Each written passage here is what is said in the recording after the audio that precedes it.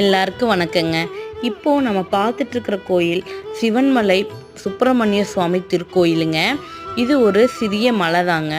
இது திருப்பூர் மாவட்டம் காங்கேயத்தில் இருக்குது. ரொம்பவே சக்தி வாய்ந்த சிவன்மலைங்க.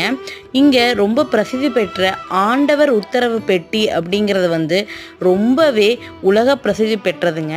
சிவன்மலை ஆண்டவருக்கு அரோகரா அப்படின்னு சொல்லி மனமுருக வேண்டி நாம் முருகரை வழிபாடு பண்ணிட்டு போனோம் அப்படின்னா நமக்கு வேண்டியதை அனைத்தையும் கொடுக்கக்கூடிய சக்தி வாய்ந்த முருகர் தாங்க இந்த சிவன்மலை சுப்பிரமணிய சுவாமி. வள்ளி தெய்வானை 2 பேருமே சேர்ந்து இங்கே நமக்கு அருள்பாலிக்கிறாங்க.